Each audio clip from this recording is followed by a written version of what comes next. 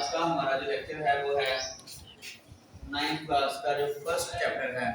इसमें जो पहला टॉपिक है chemistry and it's branches. First of all मैं आपको बताऊंगा कि केमिस्ट्री क्या है। Chemistry is a branch of science which deal with the study of structure, composition, properties, reaction, changes in matter, and laws and principles which govern these changes is called chemistry. ये इसमें तीन चार चीजें आती हैं, आपने जरा गौर से बेटा देखना है, ठीक है। इसको समझना है कि मैं जो बताने जा रहा हूँ उसमें इंशाल्लाह आपको हर चीज क्लियर हो जाएगी। ये देखिए, पहले मैंने कहा कि स्ट्रक्चर। स्ट्रक्चर क्या है? स्ट्रक्चर है अरेंजमेंट ऑफ एटम्स, ठीक है ना। ये क्या है बेटा? Arrangement of atoms, arrangement of atoms, ठीक है। तो एक जो हमारे पास कोई मैटर है, ठीक है ना, कोई कंपाउंड है, कोई सब्सटेंस है, वो जो चीज इन चीजों से मिलकर, जिन एटम से मिलकर बना है, उनकी अरेंजमेंट कैसी, ठीक है ना, उनकी अरेंजमेंट कैसी है, ठीक है। ये स्ट्रक्चर आ गया। फिर आ गया ये कंपोजिशन। कंपोजिशन क्या है? कंपोजिशन है एटम्स और elements present in a compound. एक एलिमेंट या एटम है, उसमें कौन कौन सी कंपाउंड एलिमेंट्स हैं या एटम्स हैं वो पाए जाते हैं। जैसे हमारे पास है कैल्शियम कार्बोनेट CaCO3, ठीक है ना। तो इसमें देखिए बेटा, हमारे पास एक कैल्शियम पाया जा रहा है, कार्बन और ऑक्सीजन। तो ये इनकी कंपोजिशन है। इसमें ये देखिए कैल्शियम है, कार्बन है और ऑक्सीजन है। इसमें ये दो चीजें होती है, स्ट्रक्चर, कंपोजिशन, प्रॉपर्टीज, ठीक ना। फिर हम इसमें ये है कि जो हम कंपाउंड पढ़ रहे हैं, जो कोई केमिकल चीज पढ़ रहे हैं, उसकी खसूसियात क्या है, उसके वो क्या खसूसियात हमें दे रही है, ठीक है ना।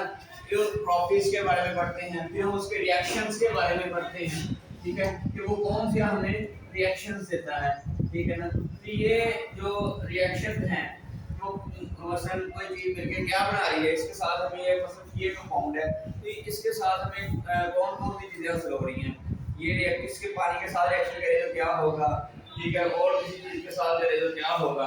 तो ये सारे जो रिएक्शन हैं, ठीक है, इसका हम इसमें स्टडी करते हैं केमिस्ट्री में। और चेंजेस इन मैटर, ठीक है। तो ये जो चेंजेस हैं इनकी हम स्टडी करते हैं इसके अंदर, केमिस्ट्री के अंदर।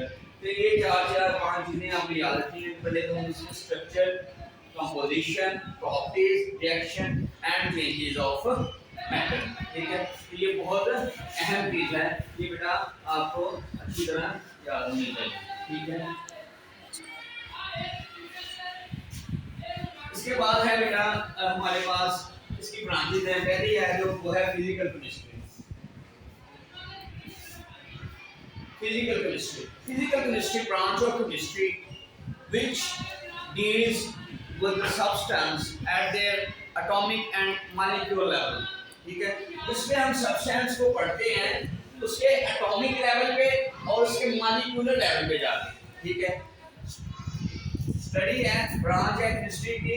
इसमें हम क्या करते हैं, स्टडी करते हैं substance, study substance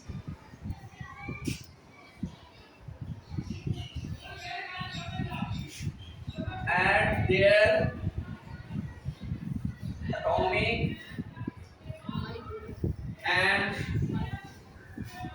molecular level,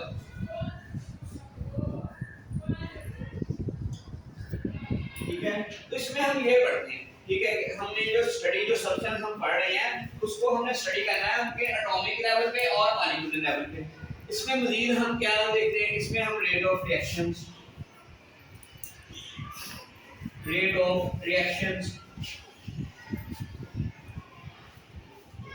दूसरा इसमें हम ऑप्टिमाइज कर सकते हैं रिएक्शन को अकॉर्डिंग टू आवर सिचुएशन, ठीक है ना, कि हमें ऑन इंडस्ट्रियल लेवल पे किस तरह का हमें रिएक्शन चाहिए, उसके मुताबिक हम ऑप्टिमाइज कर सकते हैं।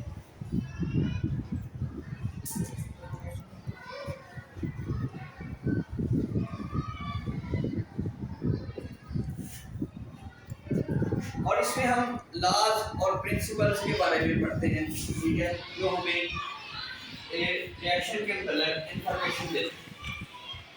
ठीक है बेटा, इसकी आप उम्मीद करता हूँ आपको समझ आ गई होगी। इसके बाद है हमारे पास इनऑर्गेनिक केमिस्ट्री।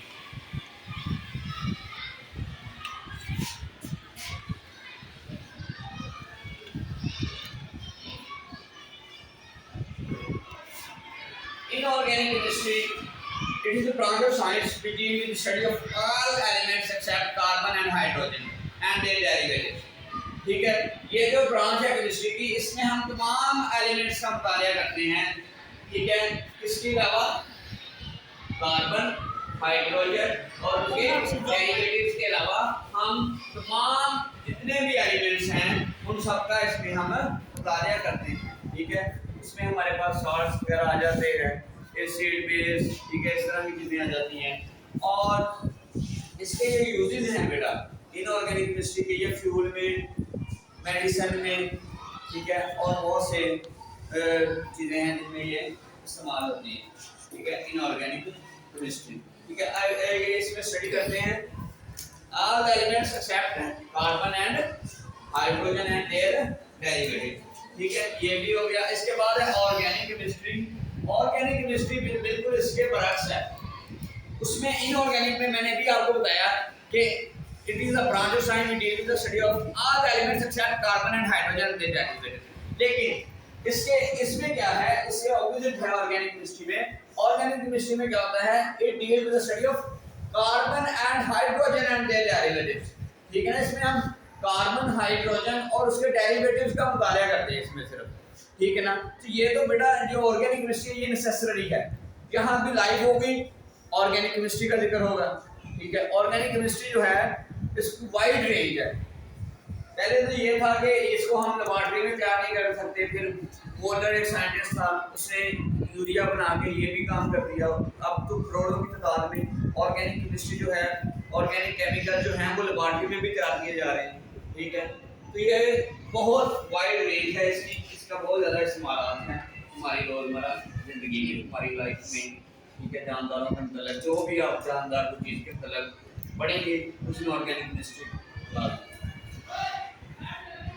ऑर्गेनिक केमिस्ट्री के बाद बेटा हमारे पास है एनवायरमेंटल केमिस्ट्री। एनवायरमेंटल नाम से बेटा ज़ाहिर है,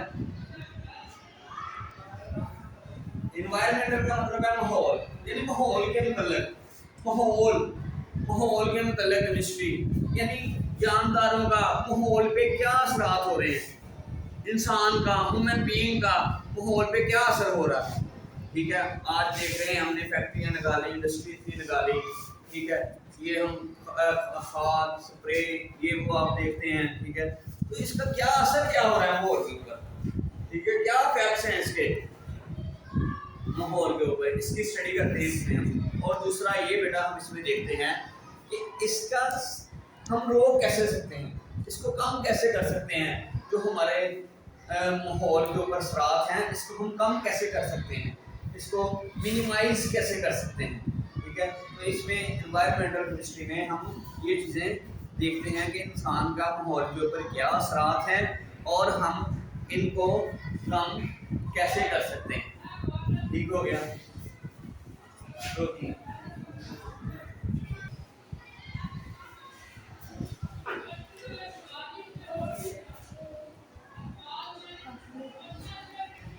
एनालिटिकल केमिस्ट्री।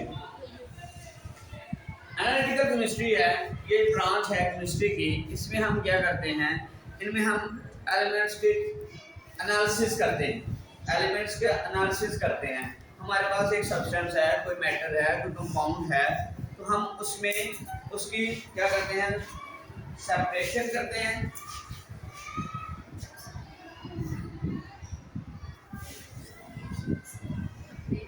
सेपरेशन करते हैं, ठीक है, उसको डिटरमिन करते हैं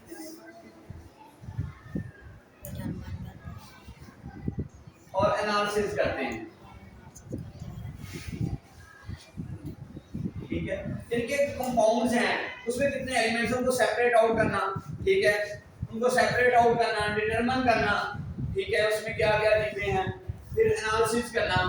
ठीक है, ये इसमें हम एनालिटिकल केमिस्ट्री में पढ़ते हैं। एनालिटिकल केमिस्ट्री जो होती है वो दो तरह की, इसमें दो चीजें आ जाती हैं, क्वालिटेटिव एनालिसिस और एक क्वांटिटेटिव एनालिसिस।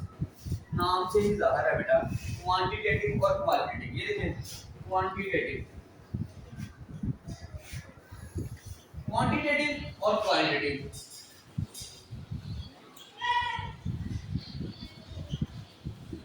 क्वांटिटी से नाम से जाहिर है मुख्तार, यानी इसमें हम एनालिसिस करते हैं कि इसकी चीज जो हमें अखज हो रही है, मिल रही है, जिसको हम निकाल रहे हैं, डिटरमिन कर रहे हैं, उसकी क्वांटिटी कितनी है, मकदार कितनी है, ठीक है ना। और क्वालिटी की, उसकी क्वालिटी, उसकी खुसूसियात कैसी हैं, ठीक है ना। इसमें ये चीजें भी हम इसको एनालिसिस करते हैं एनालिटिकल केमिस्ट्री। आगे बढ़ते हैं, हमारे पास जो केमिस्ट्री की ब्रांच है वो है बायोकेमिस्ट्री। अब ये एक अलग फील्ड भी बन चुकी है बायोकेमिस्ट्री। बायोकेमिस्ट्री जो है इसके बहुत ज़्यादा यूजेस हैं बेटा हमारी रोज़मर्रा ज़िंदगी में, ठीक है। यानी कि जितने भी हमारे अंदर केमिकल रिएक्शन हो रहे हैं, हमारी बॉडी के अंदर जितने भी जानदार हैं, उसके अंदर जितने भी रिएक्शन हो रहे हैं, ठीक है, वो बायोकेमिस्ट्री में हम उसको पढ़ते हैं। जैसे मेटाबॉलिज्म है। मेटाबॉलिज्म क्या है? All the reaction that are taking place in our body. जितने भी रिएक्शंस हैं वो मेटाबॉलिज्म, ठीक है, हमारी बॉडी में हो रहे हैं। इसमें जिसको फर्दर डिवाइड करते हैं कैटाबॉलिज्म में, एनाबॉलिज्म में। कैटाबॉलिज्म क्या है? अगर बड़े मॉलिक्यूल जो है हमारी बॉडी में टूट रहे हैं, जानदारों की बॉडी में टूट के छोटे मॉलिक्यूल बना रहे हैं, इसको हम कैटाबॉलिज्म कहते हैं। अगर छोटे छोटे मॉलिक्यूल मिलके बड़े मॉलिक्यूल बना रहे हैं, उसको हम एनाबॉलिज्म कहते हैं। तो ये जितने भी रिएक्शन है जानदारों के अंदर हो रहे हैं, इन सब की जो स्टडी है ये बायोकेमिस्ट्री कहलाती है, ठीक है। इसका एग्रीकल्चर में बहुत ज़्यादा यूज है, ठीक है, बायोकेमिस्ट्री। इसके बाद जो केमिस्ट्री की ब्रांच है वो है न्यूक्लियर केमिस्ट्री।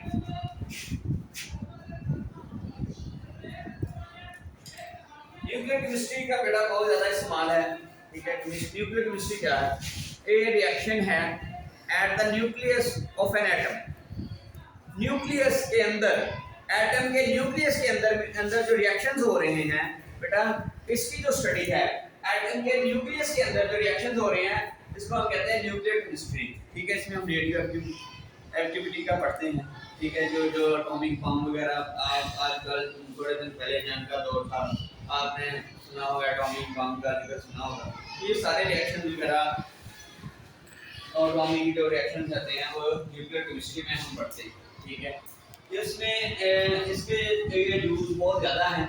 अगर इसको हम कंट्रोल रिएक्शन करें इसमें, तो हम बेटा बहुत ज़्यादा एनर्जी हासिल कर सकते हैं इससे, ठीक है। बहुत ज़्यादा क्या करते हैं? एनर्जी हासिल कर सकते हैं, ठीक है। ये है कि न्यूक्लियर केमिस्ट्री। आगे है बेटा हमारे पास पॉलीमर केमिस्ट्री।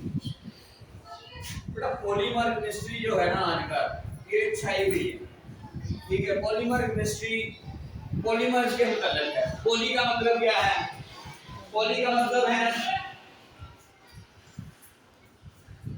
मैनी। मर का मतलब क्या है? यूनिट्स। यानी कि बहुत सारे जो यूनिट्स हैं, ठीक है ना, बिल्डिंग ब्लॉक्स हैं, वो मिलते हैं बहुत सारे, हजारों की तादाद में, ठीक है, हजारों की तादाद में, लाखों की तादाद में मिलके वो एक मैक्रो मॉलिक्यूल बनाते हैं। मैक्रो मॉलिक्यूल, बड़े बड़े मॉलिक्यूल बनाते हैं, ठीक है ना। उसकी जो स्टडी है, ठीक है ना, उसको हम कहते हैं पॉलीमर्स, ठीक है।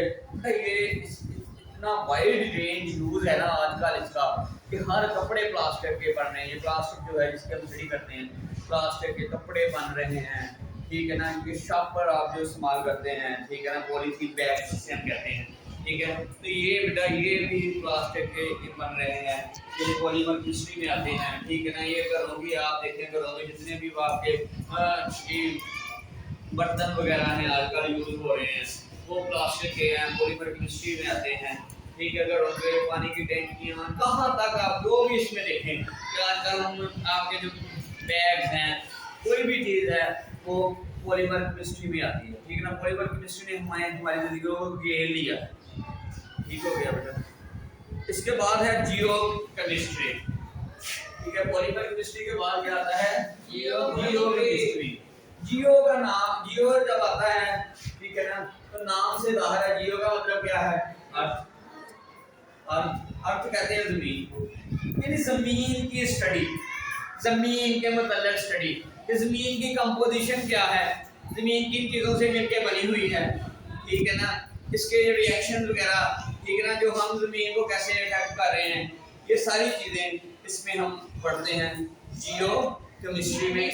ये नाम से ही बेटा आपको ज़ाहिर हो जाएगा, जब इस जियो आए तो ज़मीन के अर्थ की बात हो रही है, इस प्लैनेट की बात हो रही है, इस सितारे की बात हो रही है, ज़मीन की बात हो रही है। तो आपने इस नाम से ही समझ जाना है कि हम जो ज़मीन है उसकी केमिस्ट्री की मतलब बात कर रहे हैं, ठीक है। इसके बाद है बेटा मेडिसिन केमिस्ट्री। ये